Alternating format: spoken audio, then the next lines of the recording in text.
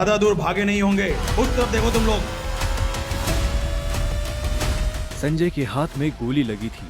वो और अभिनव रात के अंधेरे में एक पतली सी गली में छुपे हुए थे। अच्छा बेटा, जल्दी बाहर आ जाओ। अभिनव,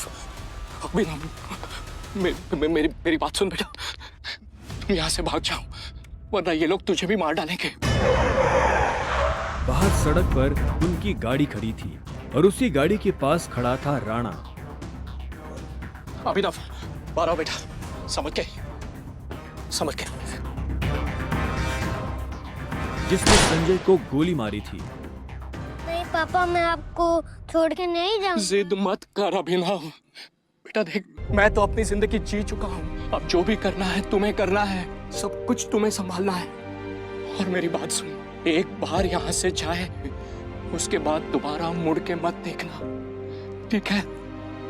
संजय ने कहा और अपनी उंगली में से एक सोने की अंगूठी निकालकर अभिनव को थमा दी। उस पर टी लिखा हुआ था। और एक बात हमेशा याद रखना, अपनी आखिरी सांस तक लड़ना है। समझ गया ना टाइगर?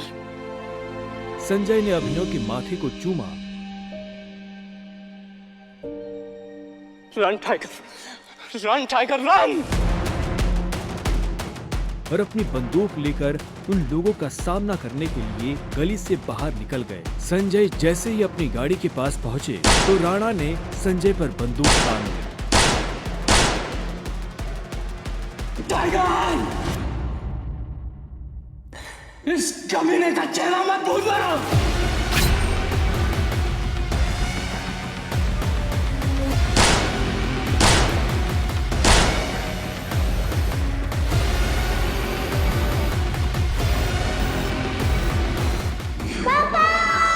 अभिनव चिल्लाया और अचानक से उसकी नींद खुल गई।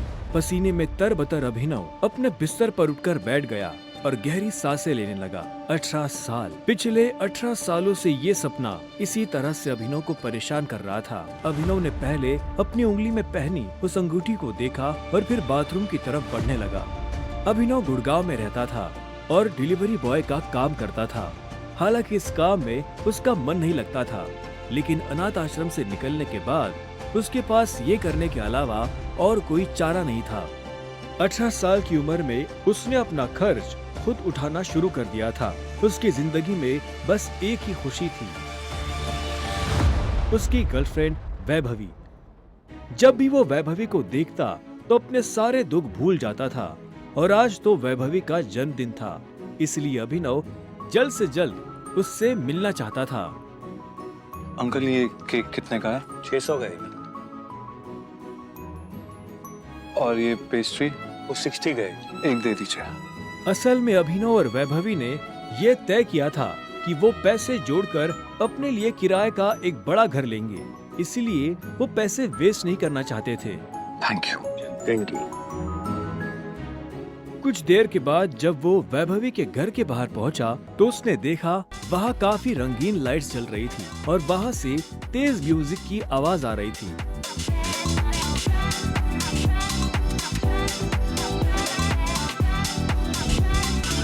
वैभवी,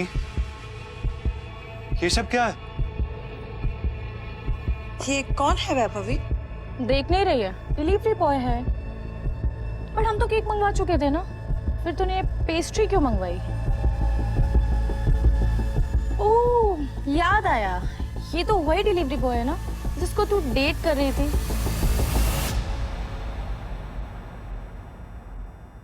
ओह कम ऑन यार वैभवी, तेरा स्टैंडर्ड इतना गिर जाएगा मुझे नहीं पता था।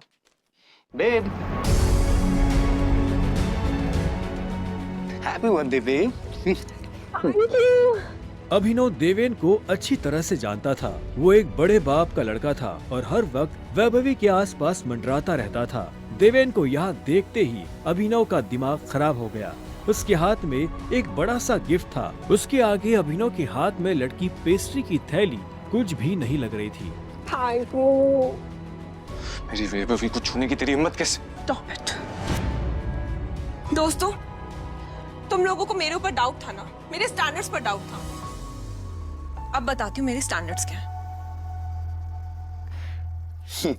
मैं तुमसे ब्रेकअप कर रही हूँ। What? और नहीं तो क्या? बेचारी कब तक तुझ जैसे गरीब के साथ ऐसी आधी पेस्ट्री खाती रहेगी? सारा तेरी हिम्मत कैसे? तेरी तो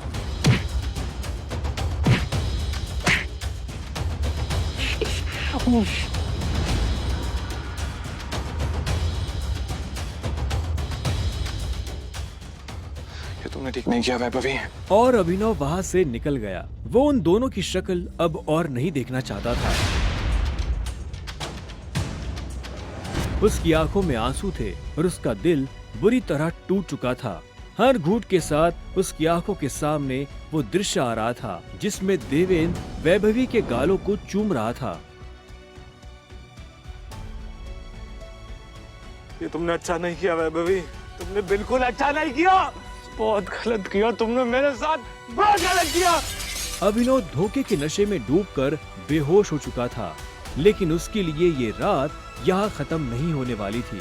उधर जब अभिनव सड़क पर बेहोश हो गया था, तब इधर सनी सिंह अपनी गाड़ी में बैठा बेचैन हो रहा था।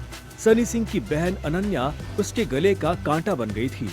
सनी अपने दादा हरदेवपाल सिंह की नजर में आने के लिए और अनन्या को रास्ते से हटाने के लिए कुछ भी कर सकता था, और आज वो अपनी गाड़ी में अपने आदमियों के साथ निकल पड़ा था अपनी बहन को सबक सिखाने के लिए।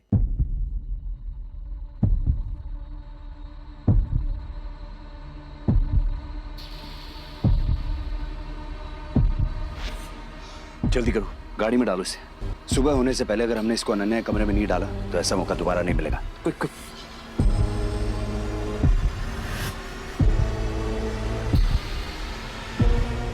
सनी के आदमी अभिनव को उठाकर सीधा रूम नंबर 409 में घुस गए। सही कपड़े उतारो और बेड पे लिटाओ उसको।